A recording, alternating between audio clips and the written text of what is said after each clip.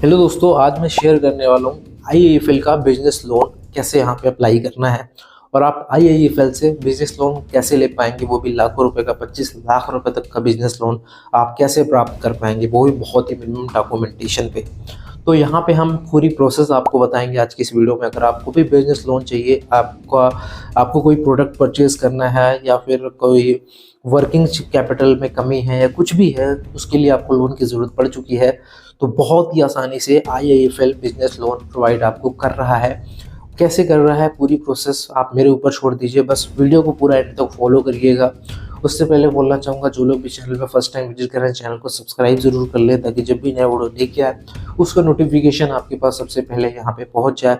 और हम पूरी डिटेल शेयर करेंगे स्टार्टिंग में ही वीडियो की कि कितना इंटरेस्ट रहेगा, कितनी प्रोसेसिंग फ़ी रहेगी और कौन कौन से डॉक्यूमेंट्स लगेंगे इस बिज़नेस लोन को लेने के लिए। तो यहाँ पे काफ़ी ज़्यादा इंपॉर्टेंट वीडियो होने वाला है। अभी ज़्यादा समय गवाए बिना हम शुरू करते हैं आज का वीडियो। हम ले चलते हैं आपको स्क्रीन पे और शेयर करते हैं एप्लीकेशंस की डिटेल और कैसे अप्लाई करना है वो सब डिटेल्स। चलते हैं स्क्रीन पे।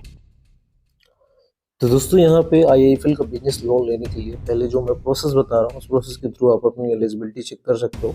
अगर जो भी चीज़ें पूछी जा रही हैं वो आपके पास हैं, तो यहाँ से आप 30 लाख का बिजनेस लोन प्राप्त कर सकते हो। सबसे पहले यहाँ पे हम बता देते हैं, आपको पर्सनल डिटेल डालनी है, जैसे कि आपको अपना फुल नेम डालना है और साथ ही साथ में यहाँ पे ईमेल एड्रेस डालना है। चेक बॉक्स पे क्लिक करना है और गेट ओटीपी पे क्लिक करना है दोस्तों। इसके बाद आपको अपना पैन नंबर डालना है दोस्तों, सही से आप सारी डिटेल डालिएगा। पैन नंबर डालने के बाद दोस्तों यहाँ पे आपको बेसिक डिटेल डालना है, जैसे कि आपका date of birth, gender select करना है और पिन कोड डालना है दोस्तों।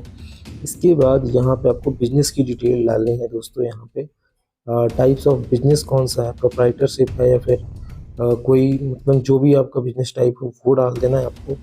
और यहाँ पे आपको अपना बिजनेस का नेम भी डाल देना है और यहाँ पे ये चीज़ कब से चल रही है और एनुअल इनकम कितनी आ रही है वो चीज़ें यहाँ पे सही से डाल देना है, ठीक है।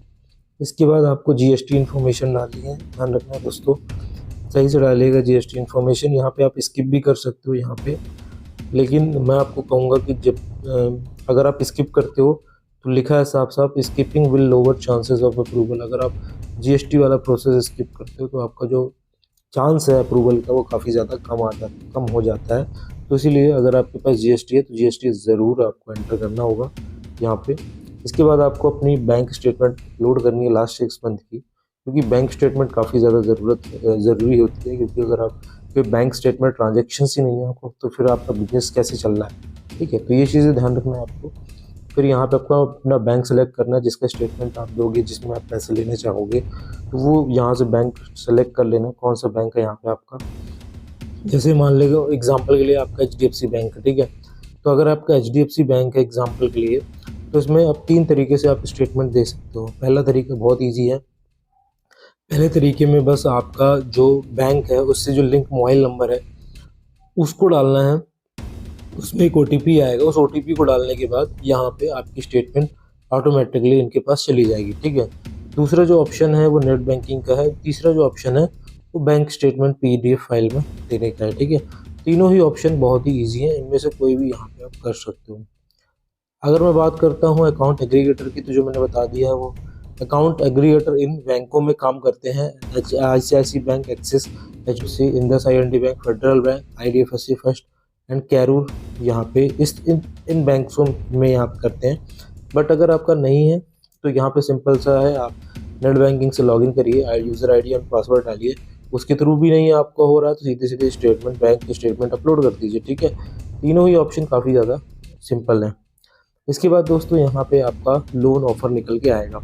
ये सारी चीज़ें करने के बाद लोन ऑफर आएगा। 30 लाख तक की मैक्सिमम लिमिट है, मिनिमम 15,000 रुपये तक का लोन आप प्राप्त कर सकते हो, ठीक है। तो यहाँ पे 30 तक का है, तो 60 मंथ के लिए है। EMIs आपको देखने को मिलेंगी, कितना डिडक्शन होगा वो सारी ही चीज़ें देखने को मिलेंगी। इसके बाद आपको फिर अपनी पर्सनल डिटेल डालनी है, फादर का नेम, मदर का नेम, मैरिटल स्टेटस क्या है वो डालना है। फिर बिजनेस की डिटेल डालना है कि इंडस्ट्री कौन सी है, उसकी सब इंडस्ट्री कौन सी है, ये डिटेल आपको डालनी है।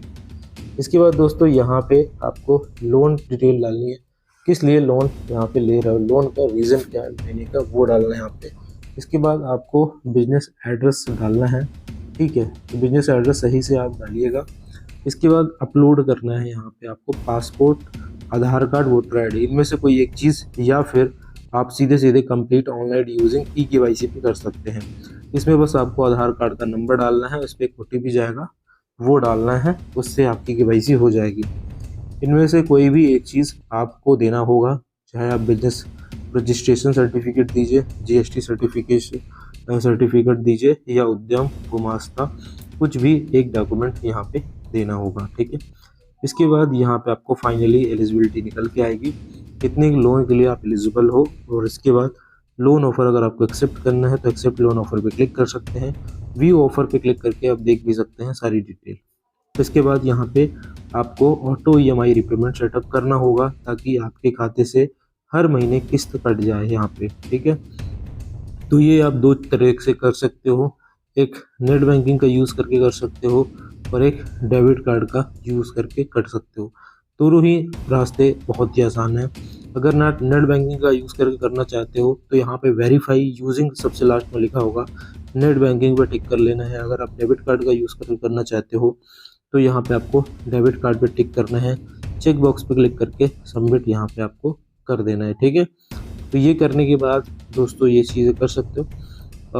ये करने के बाद दोस्तों ये प्रोसेस समझ लो आपका कंप्लीट हो चुका है। इसके बाद ऑटो EMI यहाँ पे रिपेमेंट दिख जाएगा, कब कटने वाला है, बैंक कौन सा है, IFSC कोड कौन सा है। इसके बाद यहाँ पे एक ये दिखेगा NPCI सिमुलेशन, इसको एक्सेप्ट करना है दोस्तों। यहाँ पे ऑटो पे सक्सेसफुल हो जाएगा।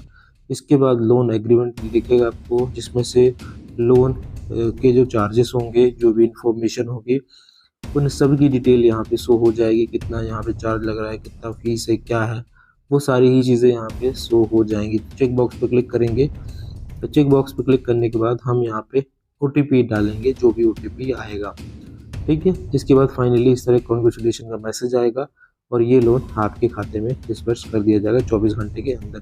तो ये बहुत ही आसान प्रोसेस है दोस्तों बिजनेस लोन लेने की, वो भी 30 लाख रुपए तक की। अगर आपको ज़रूरत है तो आप भी इस तरह की प्रोसेस में अप्लाई कर सकते हैं।